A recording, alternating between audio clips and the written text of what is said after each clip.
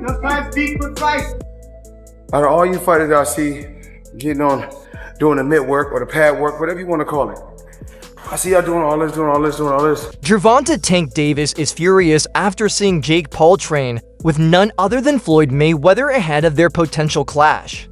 Floyd broke it down simple: boxing is about discipline, conditioning, and testing who can endure, not just fancy movement, but pushing limits in training and proving who can take it and still deliver. His praise for Jake Paul's commitment instantly struck a nerve with Tank, who feels overlooked. If you likes this, please subscribe, Fight File, and click the bell icon for more new boxing updates. I just like to push myself to be the best at whatever I do. It could be basketball, football. My dad introduced me to boxing in 1977, and I just took it to the next level. I love boxing, I love competing, and I love being the best. What's good with the fight camp so people can compete with one another, push each other, and it's fun. People want to see who hit the hardest, who's the fastest, who can throw the most punches. So it's a great product. It's about just competing and working hard, getting in shape, and enjoying yourself while you... Paulie Malignaggi, however, reminds everyone of the bigger picture.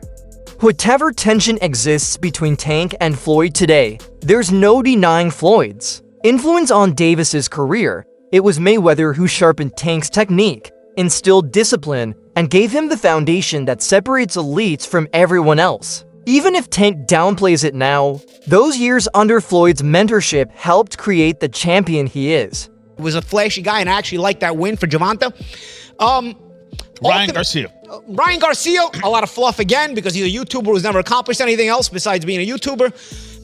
Though there is talent there, it's unfulfilled and untapped talent, and the loss to Rolly Romero tells you that.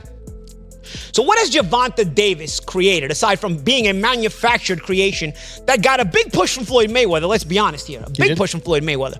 And then after that, let's match him very carefully, because what do? We wanted to do the same thing with Adrian Broner, who had the balls to fight everybody. Say what you will about Adrian Broner, had the balls to fight everybody. Didn't duck a single fight. And they said, you know what? We wanted to do this with Adrian Broner. We wanted to just manufacture a star before he was made into a star. And we kind of messed up by matching him too tough. So the pendulum swung in the complete opposite direction here. It's not like you balanced it out. You went in the complete opposite direction and made this guy fight absolutely nobody constantly. And let me tell you something about the Lamont Roach fight.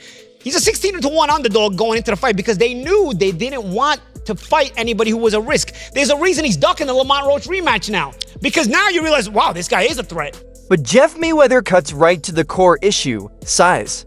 Jake Paul is simply too big for Gervonta Davis. Boxing has weight classes for a reason. Tank dominates through speed, timing, and explosive power at lightweight.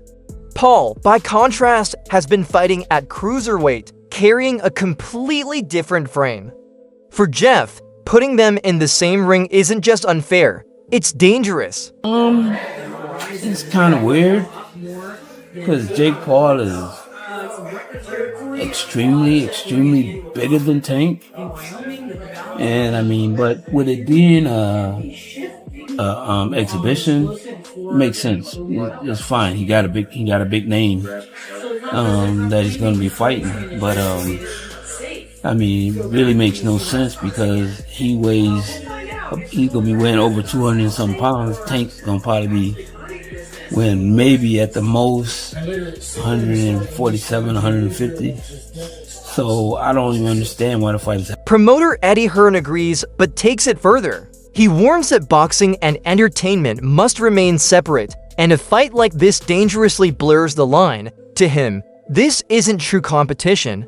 It's a business venture, built on celebrity and social media buzz. The size gap alone proves it's not a level playing field. Still, Hearn admits, as a promoter, it's a gold mine.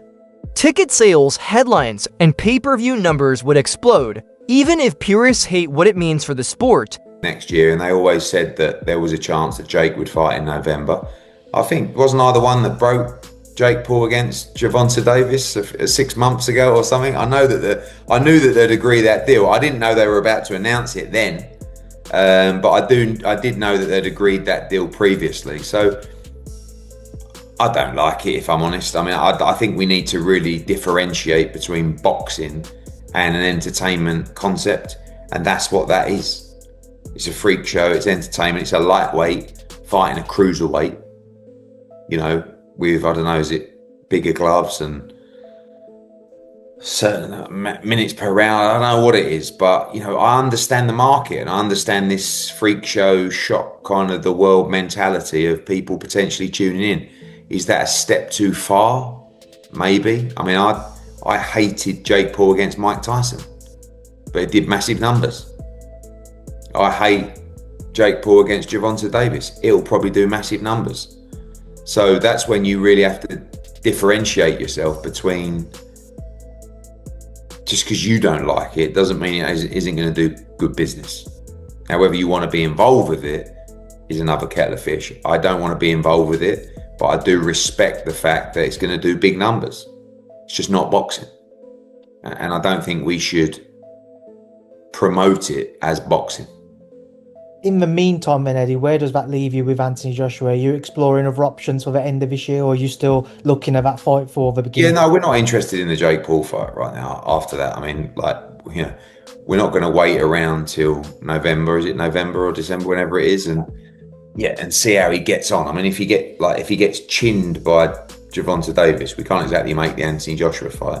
Former UFC champion Michael Bisping adds another twist. He says in exhibitions, money often matters more than skill. Jake Paul might actually beat Davis, not through superior boxing, but through sheer size and the financial dynamics that shape outcomes. Exhibition rules aren't the same as championship fights. With Jake's larger frame and the looser structure, Bisping believes the scales could easily tip his way. So is this a dangerous mismatch that risks boxing's credibility, or just the kind of spectacle today's fight fans crave? You know what? Fair play. If he does go out and fight Anthony Joshua, which I wouldn't advise because that would be extremely dangerous, then fair play if he was to do that. And all the critics and people like myself would have to shut the hell up, because I always said he's looking for fights that were manufactured, looking for fights that were predetermined. And by that, I don't mean fake fights. I don't mean fixed fights. I mean fights where the odds are so stacked in his favor that of course he's going to win. And of course, we see this. The latest match that's going to go down November 14th at the State Farm Arena in Atlanta, Georgia. Jake Paul is taking on, you've seen it by now, Gervonta Tank Davis. A man that is a lightweight in boxing. Now, lightweight in MMA is 155 pounds. Lightweight in boxing, 135 pounds. Jake Paul, I think when he weighed in for Mike Tyson, was 227 pounds.